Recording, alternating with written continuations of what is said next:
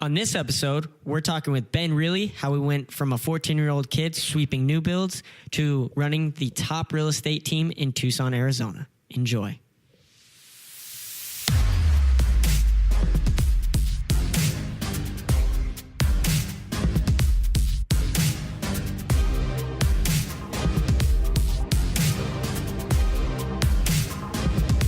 We show up to the house and we go in and there's two homeless people in the house. It's like, wow. I'll never forget the look on my dad's face. Hello, everyone. Welcome to ROI, Return on Investment Podcast. I'm Scott Autenreith, your host. I want to talk a little bit about why we're here. A year ago, I was a college student, didn't know anything about real estate. I was on investment forums talking about how do I flip houses, how do I do buy and holds. And I'm here today because here at ROI, we want to show you that anyone can invest and build wealth in real estate. We're on a mission to remove the limiting belief held by most that investing in real estate is something that only wealthy people can do. And for the first person to join me on this episode, I thought no one better than the man himself, Ben Riehle, and he's the man next to me today. How's it going, everybody? So a little bit of context with Ben. A year ago, you were the first person that introduced me to real estate. Yeah, I think you called me and said, I'm at the U of A studying economics and I want to get involved in real estate. What do I do? Exactly. And I said, come into the office. Yeah. Let's talk. Yeah, so at the time when I talked to him, I didn't know jack about real estate. And I saw his company. And Ben, can you talk a little bit about the company and where I saw the value, and just talk a little bit about that before we really dive in? Sure. Yeah, so we're basically set up vertically and horizontally integrated to accomplish investors' real estate goals. Sure. We have a licensed construction company. We have a property management group, as well as a full-service sales team that specializes in residential investment properties, multi-unit investment properties, as well as helping just individuals find their dream home. Yeah, so as you can tell from all of that, what you just told me, as a college student wanting to get into the industry, that was very attractive. A team that essentially had a one-stop shop. So after that first meeting, Ben kind of allowed me to intern within the company. And since then, I'm now a licensed real estate agent, solely working in the residential and commercial space and working with multi-million-dollar investors that want to buy investment property. Yeah. And all within a year. Within a year. Within a year. On October 1st, when you're listening to this, it would have been a year since I joined the team. So the reason we're here is to tell you that you can know nothing and you can really build with knowledge and with experience that you can build your wealth through real estate. And I want to add something that I don't think you give yourself enough credit with. It's also a lot of hard work, right? Sure. Like the key, you can do it, but you got to be willing to work. And the one thing you've done over the last 12 months is not been afraid to outwork everybody. Thank you. I appreciate that. It's very nice. So now let's dive into the questions. What people want to hear, right? Yeah, let's do it. How did you become interested in real estate? Where did that begin? So growing up, I had a very much like a rich dad, poor dad experience. Sure. My dad is a career military man, somebody that I respect at the deepest level. Yeah. Served this country 27 years, multiple deployments to Iraq and Afghanistan, and he worked every day of his life. And, I commend that, and I cannot show enough respect and admiration for people who serve this country. But for me, freedom was very important. Financial freedom, freedom of time. And I was very fortunate to have mentors growing up that were involved in real estate that had accomplished financial freedom and had freedom of time, where they could travel around the world. They could go on vacations with their family for a month and then come back and live pretty much stress-free. Yeah. And so that was kind of a light bulb for me at 13, 14 years old. And I said, that's the path I want to pursue. Okay. That's awesome. So you wanted to get investing in real estate. Where did you go? Did you go to college? What's that story? Yeah, so like my first stop was just a residential builder in the city I grew up in, and I showed up on his job site. I was like, I want to learn real estate. Same way you came to me, right? Yeah. I was like, I want to do this, and he's like, you're 15, 16 years old. There's not a lot for you. And I said, can I sweep the floors? So I spent like 6 months just sweeping up the floors of the new build houses. And after about 2 months, he started letting me kind of shadow him, go along with him when he was meeting with clients and everything. So that was like my first, let me just kind of show me the way. And then I met some guys who were doing flips and different things in my hometown, and any chance I had to go see that, like those guys were the ones that just opened up the world to me, right? I think the big thing there is that you showed up. Yeah. You didn't know anything, but you showed up. Well, it's half the battle. You know? So I think there's this connotation with real estate investors and people in the business that they don't want to help other people. They're not willing. They're busy. They don't have a lot of time. Like, I love nothing more than talking to somebody about real estate who doesn't know the potential and the opportunities with it. And I think there's a lot of people out there like that, right? Sure. And so these guys were extremely generous with their time and willing to open the doors for me to just at least start getting my foot in the door. Gotcha. So tell me a little bit about your first real estate deal, the first investment property. Sure, yeah. So at 18 years old, got into the U of A. University of Arizona, not University of Alabama. That's right. Bear down. Thank you. So I got into the University of Arizona and somehow convinced my parents to let me take my scholarship fund and use it as a down payment on a house. It took a business plan and a lot of convincing and pushing. And, my parents trusted me, and they always allowed all of their kids to pursue their dreams and passions and supported it at the highest level. Yeah. So they helped qualify and sign on a loan for a house that was pretty run down. That was basically all we could afford with my scholarship fund. So ended up buying a house about a mile from the U of A. Okay. It was a 4-bed, 2-bath house. And kind of to paint the picture a little bit with this house, there was areas of the roof missing. There was 1970 shag carpet that kind of ran throughout the whole house. It was a mixture of orange and green and then all kinds of other funky things mixed in the carpet. Yeah, it was rough. And so we found the house. We liked the house. And you got to realize I didn't know much about construction. Like, I had swept floors and I'd been handy growing up. But you'd never done a construction job. Not full on construction, right? Yeah. Not on this level. Yeah. And so it was a leap of faith for myself and my parents. So day one, we signed papers on the house. Real estate agent gives us the keys, and we're all excited, right? We show up to the house, and we go in, and there's 2 homeless people in the house. And it's like, wow. I'll never forget the look on my dad's face, right? Like, we just bought this house. We used all my scholarship funds for it, and we have homeless people squatting in the house. So that was a pretty interesting first day. A little eye-opener right there. Yeah. So we handle that situation, and then it's time to start. And so for the first 4 days, I'm sleeping on the 1970s shag carpet at night, and I'm just demoing the house. And some of the stuff I was demoing, I knew what I was doing. Other stuff, I was like, that should probably come out. Let's take it out. Ultimately, my parents brought up an RV that we had, and they brought up my 2 younger brothers. Oh, there it is. Who actually, they're involved in the company now, right? Yep. And they spent the entire summer with me, and we rebuilt a house. We did plumbing, we did electrical, we did new roof, bathroom tile, floor tile, new kitchen cabinets. I mean, the whole 9 yards. So to reiterate, you did it yourself. You did, right? Yeah. You did it yourself. I had a friend who was a contractor who came up. He was able to come up 2 weekends and the big stuff that I really shouldn't be doing myself. He was kind of there to guide, and another one of those guys that just really helped me out along the way. Yeah. But yeah, so we'd watch YouTube videos for stuff we didn't know how to do. Seriously? Yeah. Watch the YouTube video. My grandfather's really handy. I'd call him and be like, I'm looking at a bunch of wires in the wall. What? Red or blue? Red or blue, And sometimes it would work, and sometimes we'd short circuit and have to go flip the breaker and try it again. So just trial and error, right? Trial and error. So since then, I mean, you've built a company, but tell us a little bit about that journey. Since that first house, what's that timeline look like? Yeah, so did the first house, and the beauty of it is we house hacked, which for those who don't know, that's basically where you live in a house and you rent out either other units or other bedrooms to cover the mortgage payment, and you live rent free. So I live rent free my whole time in undergrad, and that allowed me to save up money 2 years later, I bought my second house. I bought another 4-bed, 2-bath.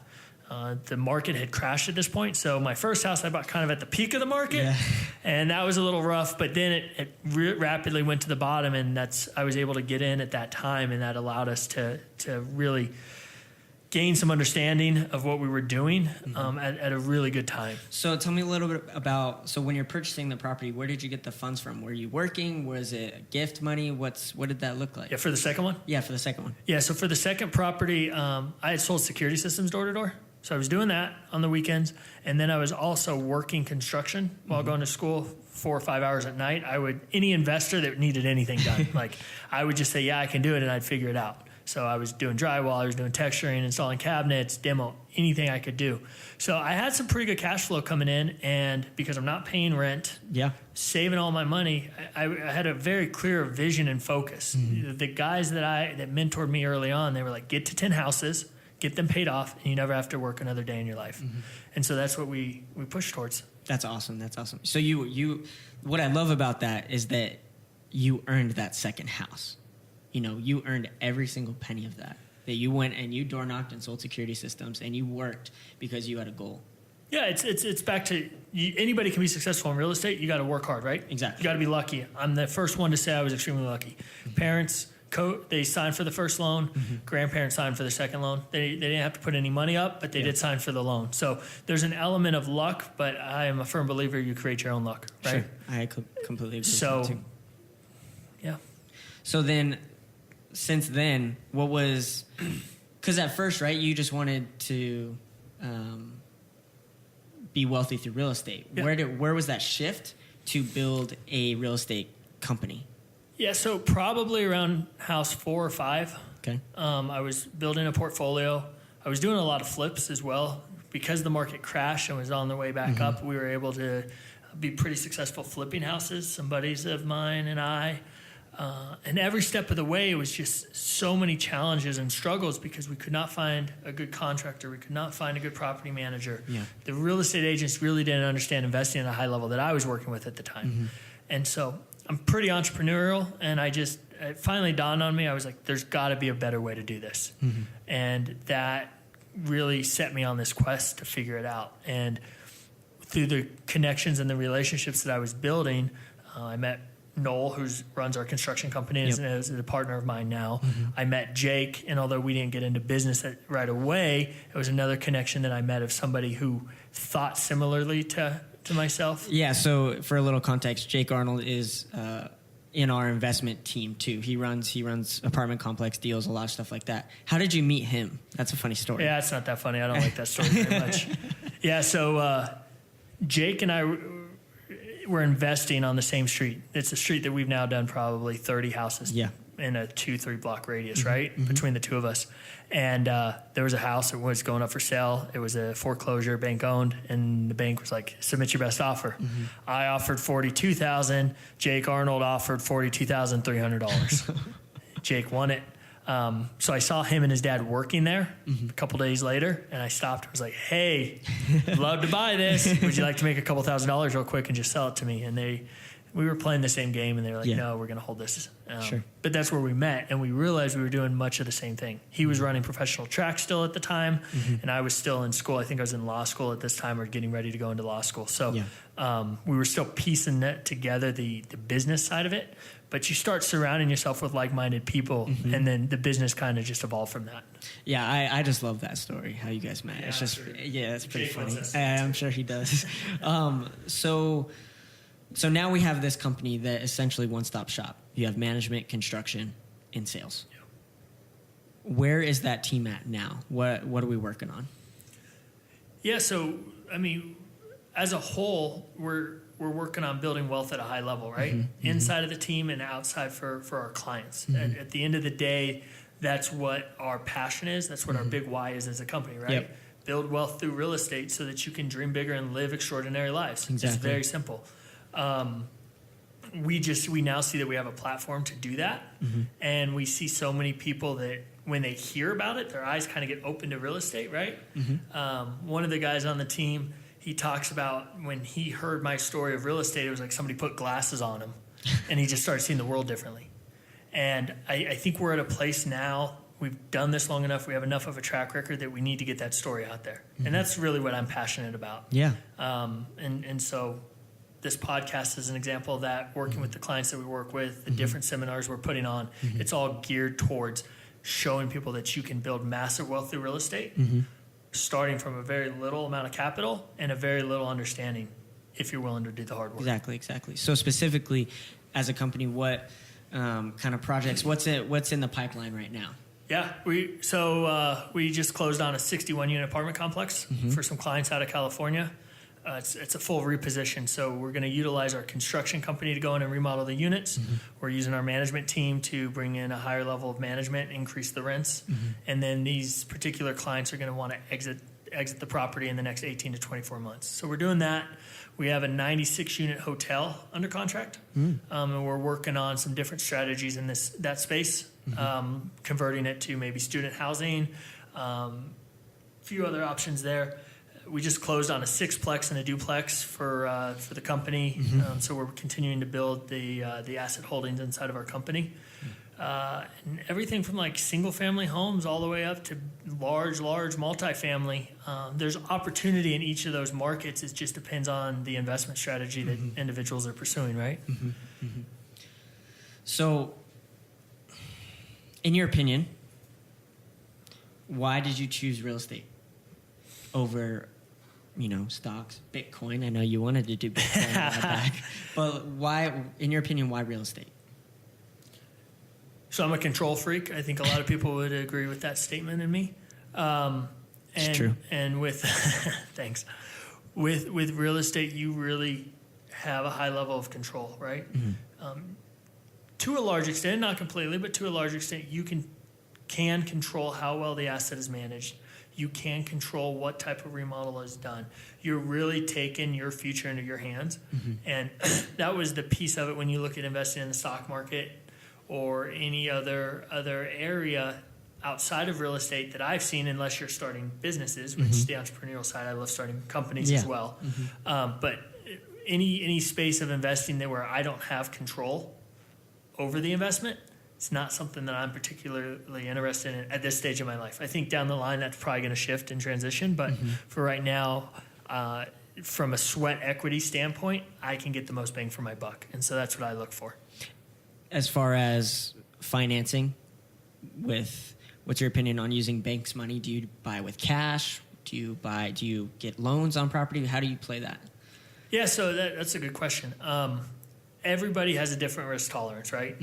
And I think coming in 2007, I saw a lot of very, very wealthy people, some people who mentored me, lose everything. And when I mean everything, I'm talking their personal house. I'm talking their boat, their nice sports car. They were making $1 million a year, and then they had nothing.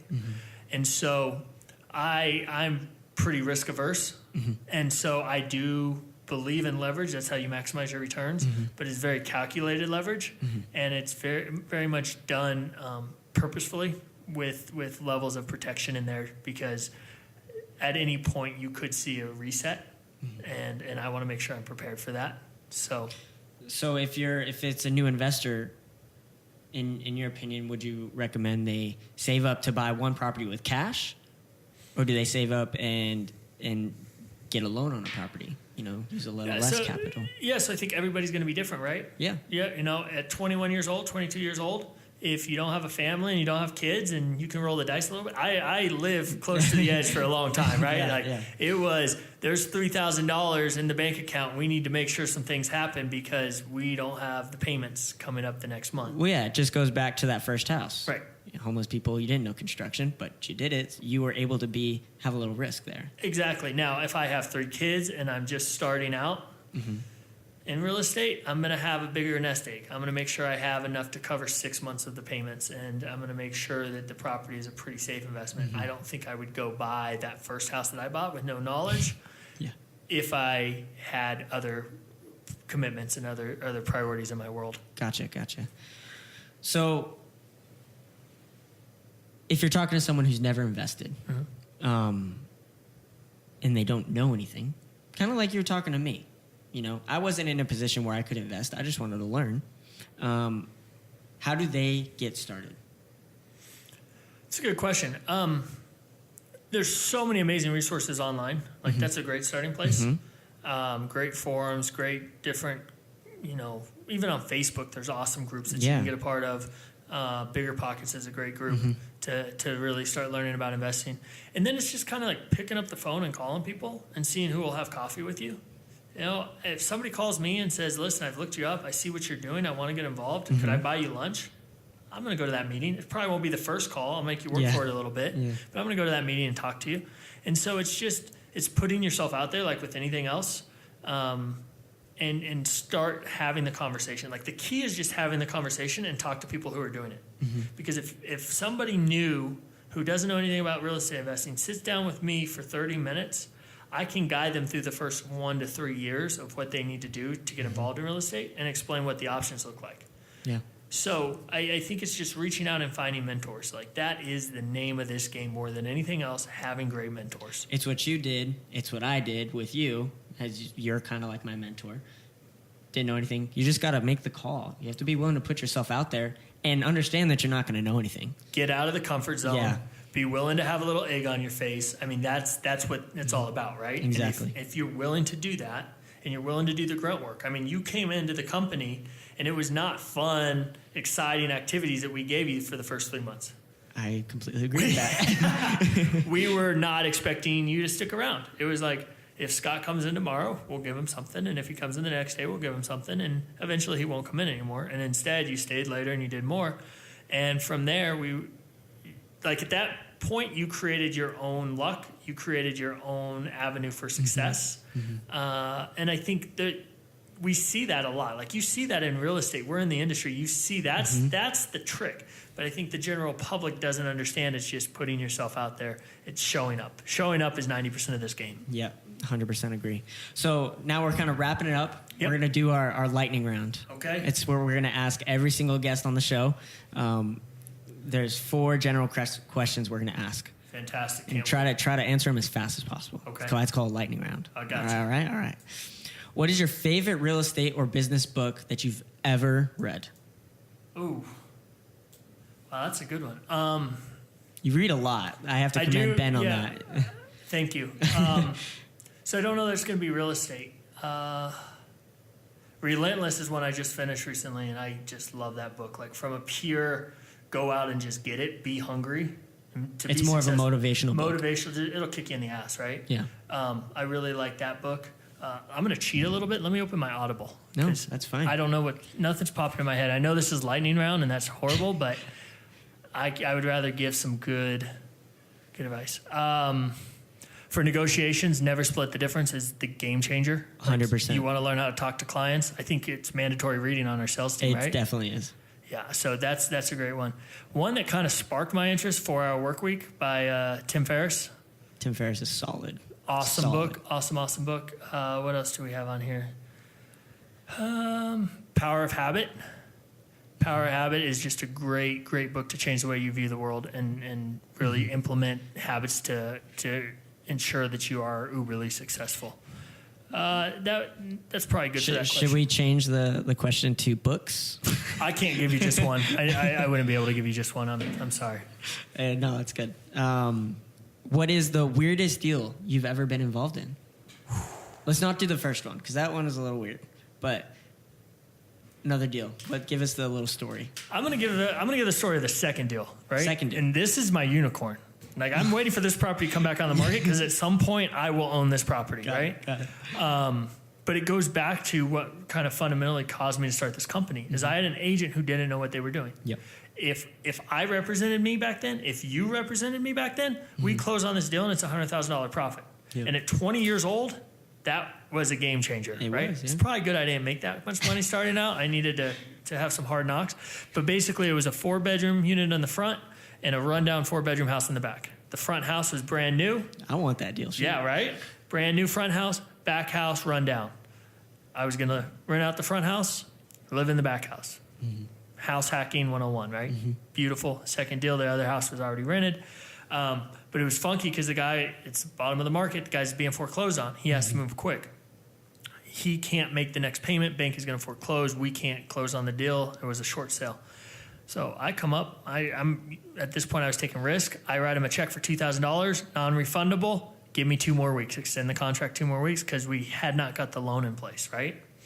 Well, unfortunately, what my agent didn't pick up on is for this particular deal, the back house was more square footage than the front house. And so they treated the back house instead of a guest house as a second house, and the type of loan we were doing, we would not qualify for. Something that should have been flagged much earlier, and there was workarounds for it. But I lost that deal. And so the reason I bring that up is like one that I was involved in that's crazy is I want people to understand not every deal goes smooth. Yeah. You can lose money in this game as well. And $2,000 at that time in my life was like the end of the world to me. That's knocking a lot of doors, selling a lot of security systems. But I learned from it, right? And I vowed to myself, I'm going to know so much that this will never happen again. And that started my quest for really pursuing knowledge in the real estate space. That's awesome. I didn't know that. Yeah, I don't tell a lot of people that one. No, I guess everybody knows it. But can you give me 3 goals that you want to accomplish in the near future for yourself? Not the company, yourself. From an investment standpoint or just in general? What are 3 goals, just in general? It can be a company. I guess it can be a company, but what do you want to accomplish? Yeah, so one of my big ones is I want to add 20 units to my portfolio next year. So 2018, I want to add 20 units is kind of something that I flagged as a big, from a real estate standpoint, personal goal. For just another question, how many do you own right now? 15. 15. Yep, okay. 15. So you want to get to 35 by the end of 2018? Yeah, and I think we have the pieces in place to do that. I agree. Yeah. So that's one. I'm going to start doing triathlons. Really? I already got Jake Arnold signed up. So nice. Jake and Richard Grew, both guys on my team, giving a little shout out, have decided that we're going to start doing triathlons. So next year, hold me accountable. I'm definitely. And everyone listening to this, you better hold me accountable, baby. Hold him accountable. Accountability is key. Yeah. Let's see another goal. What's the time frame on these goals in the year? In the near future. Near future. Yeah. 1 to 3 years. 1 to 3 years. Big goal company-wide is launching our expansion. We'll be in three cities within the next 3 years, guaranteed. Probably in the next 18 months. And if anyone doesn't know, we're in Tucson, Arizona right now. Tucson, Arizona right now. So bear down again. That's right. So you want to be in 3 cities in 3 years? Minimum. Yeah, I think 18 months is a more realistic timeline on that. That's awesome. Okay. And now for the last question. I know you love real estate. What are your hobbies outside of real estate? Snowboarding.